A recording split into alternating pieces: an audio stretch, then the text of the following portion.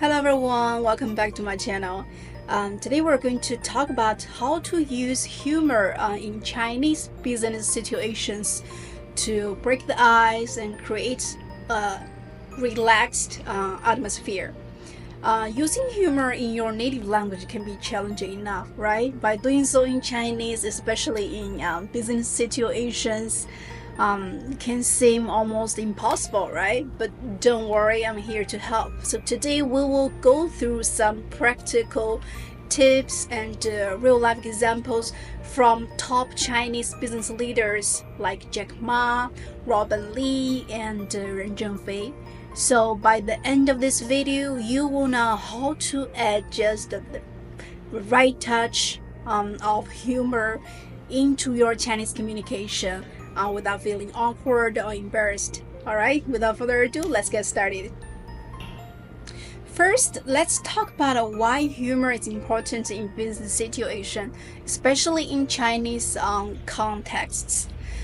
Number one, building connection. Humor can help people feel more connected. So when you use correctly, it breaks down barriers and make communication more fluid. Ease tension.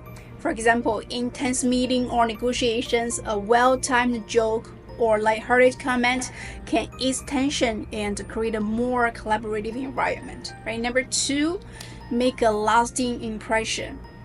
If you can make people laugh, they are more likely to remember you and associate positive emotions with your brand, with your company, or your business. In Chinese business culture, humor is often used to show humility, respect, or even to negotiate tricky topics. So now let's see what types of humor you can use and when to use them. So there are several types of humor you can use in Chinese business context, but today I'm going to talk about some most common ones here. Type number one, self-deprecating humor, 自嘲幽默. Self-deprecating humor is great for showing humility and make yourself more approachable. So let's look at two examples. Example number one. 马云经常用幽默来自嘲自己，例如，他曾经在演讲中说过，数学1分，当年杭州师范大学收下我，说明这个学校是多么宽容啊。So what Jack Ma said here was, I got a score of 1 in math, but Hangzhou Normal University still accepted me.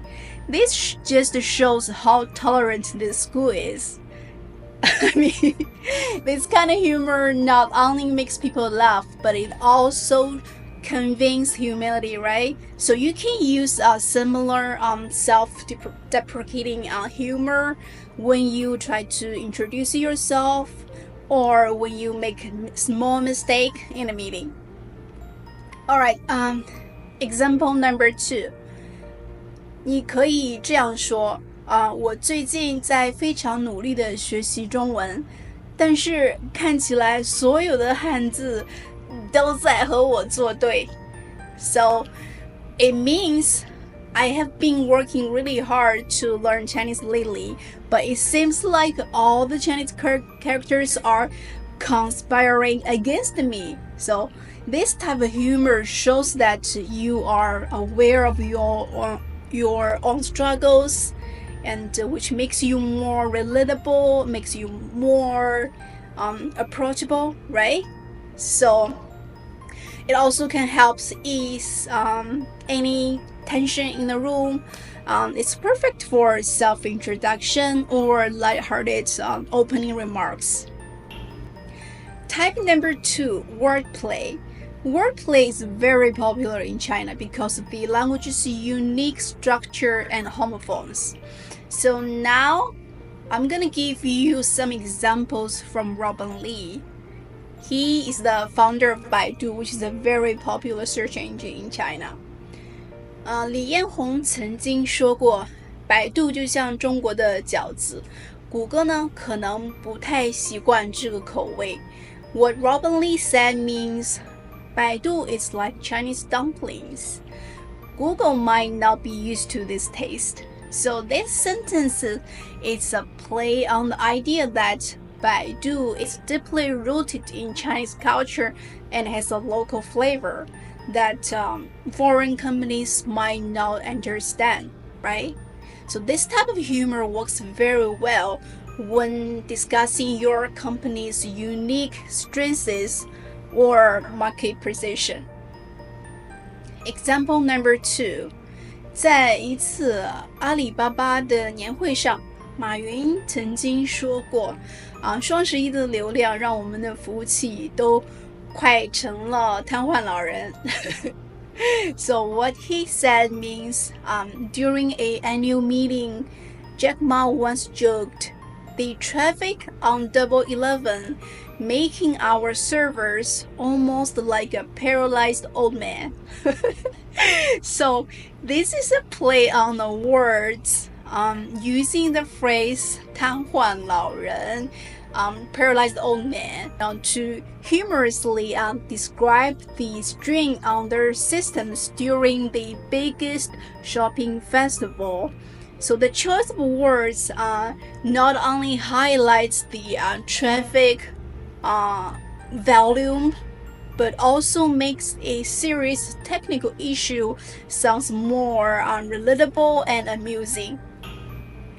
Okay, type number 3, culture comparison. Culture comparison humor is ideal for breaking the ice, especially when you meet a new business partner. So here's some examples you can use. 在我们国家迟到10分钟是迟到，但在中国迟到10分钟呢反而是准时的。So it means in my country being 10 minutes late means being late, but in China being 10 minutes late means you're still on time. So this type of humor shows that you understand local customs and cultural norms, right? So it can be a great way to start a conversation when meeting new business partners. Another example, this is from what I observed. So in the US, after meeting, people say, "Hey, let's grab some coffee." But in China, after a meeting, people say, "Let's go have a drink and have some alcohol," right? This is an interesting comparison between two different cultures. Next, real-life cases of Chinese business humor. So now let's take a look at how top Chinese business leaders to use humors in real-life situations. Case number 1, Ren Zhengfei on workplace pressure. Ren Zhengfei is the founder of Huawei, right? It's known for his straightforward yet humorous style. So when asked about how to deal with international pressure, and he said, 我们可能威胁的是方便面生产商，因为华为的加班文化可能减少了员工购买方便面的需求。So what he said means we might be a threat to instant noodle manufacturers. Because Huawei's overtime culture might reduce our employees' demand for instant noodles. I mean, this humorous comment not only deflected the tough question, but also highlighted Huawei's strong work ethic, right? Although I personally don't think working overtime it's a work ethic that worth promoting, but here's just an example. Next, we're going to talk about some practical tips for using humors in business Chinese situations. Tip number 1, keep it simple and relatable. Stick to simple humors that's easy to understand. I mean, you don't want that you tell a joke and then there's this long awkward silence, right? So remember to avoid complex jokes that might get lost in translation. Tip number 2, know your audience. So be mindful of who you're talking to. Not everyone appreciates the same style or same type of humor, right?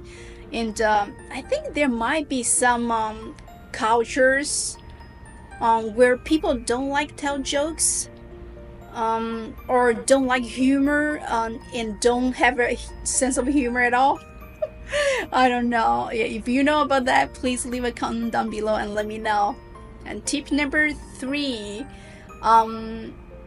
make sure you use humors in casual situations, like first meetings, informal gatherings, casual business lunch, business dinners, and avoid using it in a very, very serious situation like high stakes negotiations, or discussing very sensitive topics such as personal background, identity, gender, or company weakness.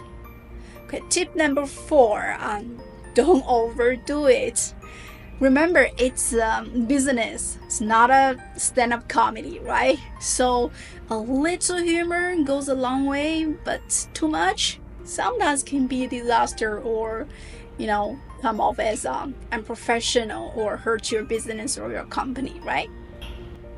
Alright everyone, that's all for today. Now I believe you know the basics of using humor in Chinese business situations. But what if you're faced with a more serious problem or a tough question from your boss? How do you use humor to resolve conflicts or respond in a way that shows both confidence and wit? I'll be covering that in my next video, so make sure to stay tuned. Let me know in the comments if you ever tried to use humors in Chinese. Was it successful? And did it go horribly wrong? Share your stories and I would love to hear them. Don't forget to like, subscribe, and hit the bell button to stay updated. I will see you guys next time. Bye!